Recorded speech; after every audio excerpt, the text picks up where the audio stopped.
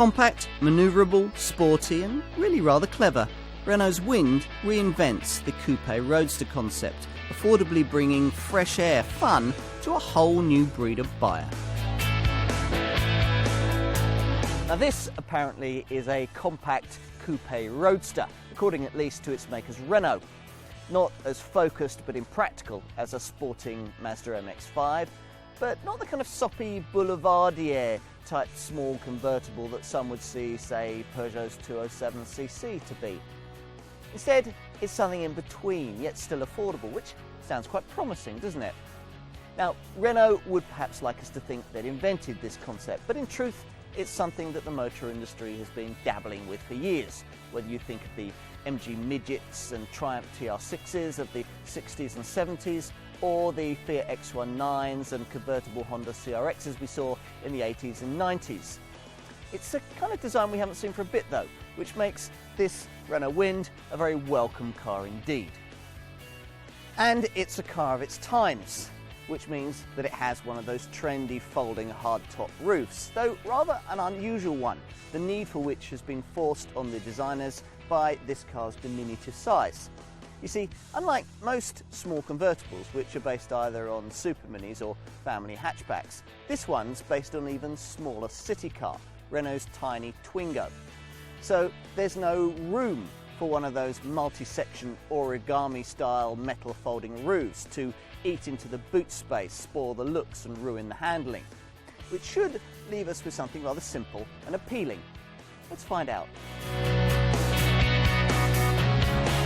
Now, learning that the Wind was developed by the experts at Renault Sport, the people responsible for fine Twingo, Clio and Megane hot hatch models, might lead you to expect more from this car than it's actually been designed to deliver. Sporty it certainly is, but a sports car, that's more debatable.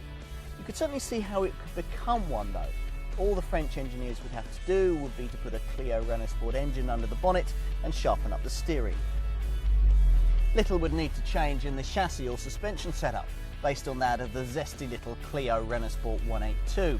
So all the ingredients are there for a car that would probably please motoring writers like me, but would actually probably only sell in very small numbers, leaving the Wind models we actually already have as the ones that people actually buy. So let's have a look at them. The range starts with the 1.2 litre TCE 100 brake horsepower turbo petrol version that I'm driving here.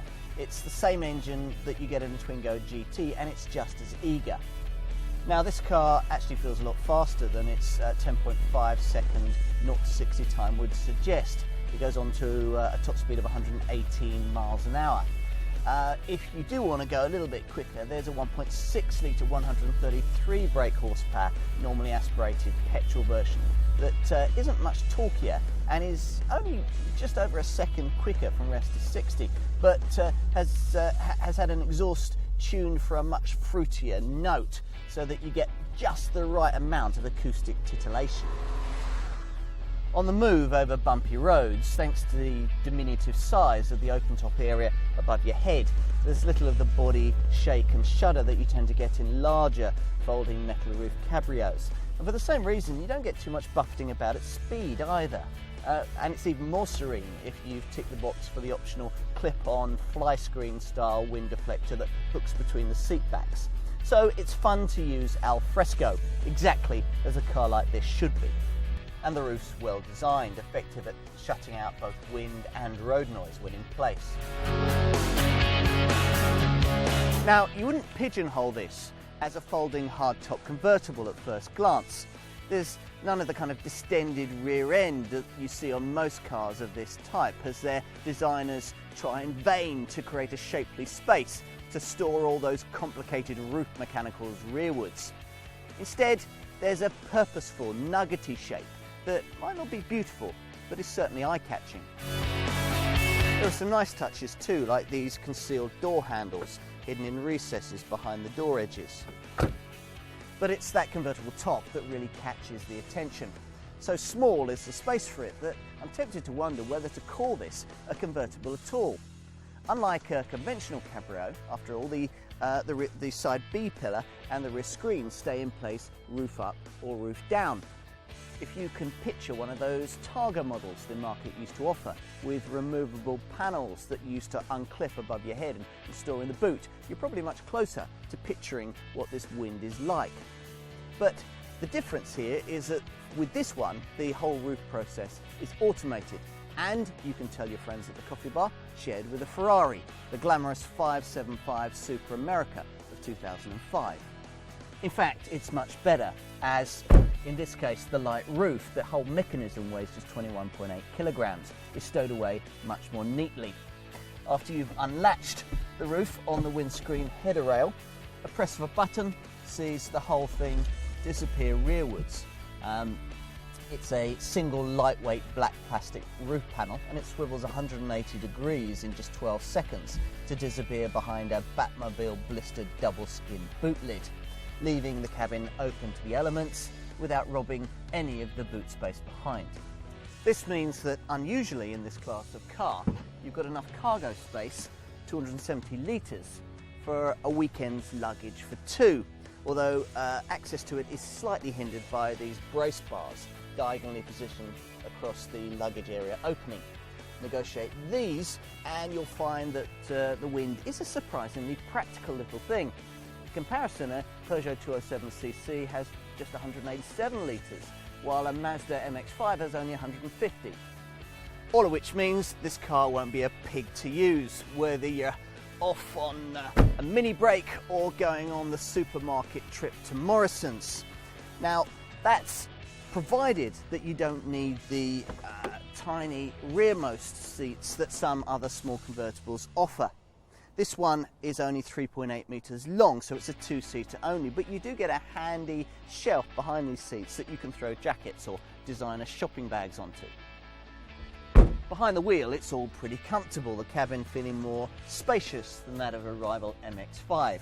The seats go back further, and there's more room to recline the backrests. It's also nice to have somewhere behind the handbrake to put handbags and things like that. Visibility, though, isn't a strong point. There's very little over-the-shoulder view, and if you specify the clip-on rear wind deflector, then your view out of the back window is slightly compromised. This funky dashboard cowling also produces reflections onto the bottom of the windscreen on sunny days. Otherwise, though, the cabin scorecard is pretty good for a car this affordable. The sports seats offer good lateral support, and it's easy to find a good driving position, even though the wheel adjusts only for height but not for reach. The tidy 3-dial instrument binnacle is neat, with the dials housed in metallic cowls with chrome detailing for an extra sense of occasion. And the whole thing seems to have been decently screwed together by the Slovenian factory. The pricing for the Wind sits mainly in the £16,000 to £18,500 bracket, where it must contend with very slightly larger, but also very slightly pricier rivals like Peugeot's 207cc and Mini's convertible. If you're comparing this against something perhaps a little more sportily focused, then a 1.6 litre Wind would save you about £800 over a slower entry-level Mazda MX-5.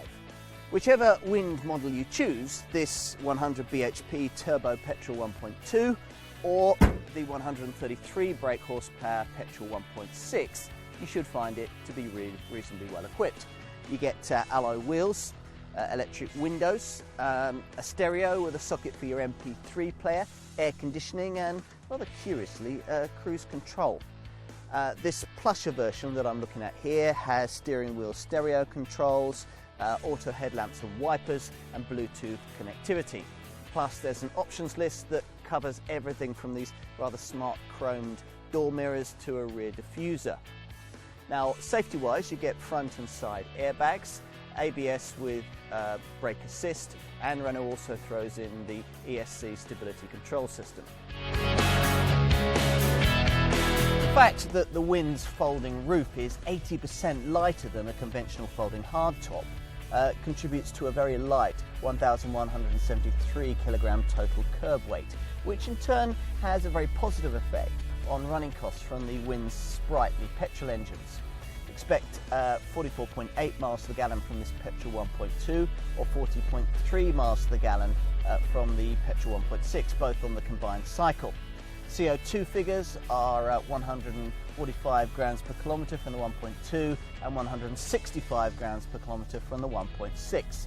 Plus you get the usual 3-year, 60,000 mile warranty. A funky little thing, this Wind offers a breath of fresh air in the market for small, sporty and affordable little open-topped cars.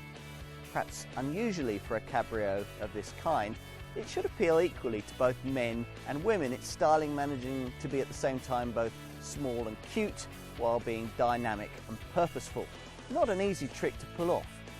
Enthusiasts might wish for a little more power and involvement, but this car knows its market with enough built into its responses to emphasise that speed isn't everything.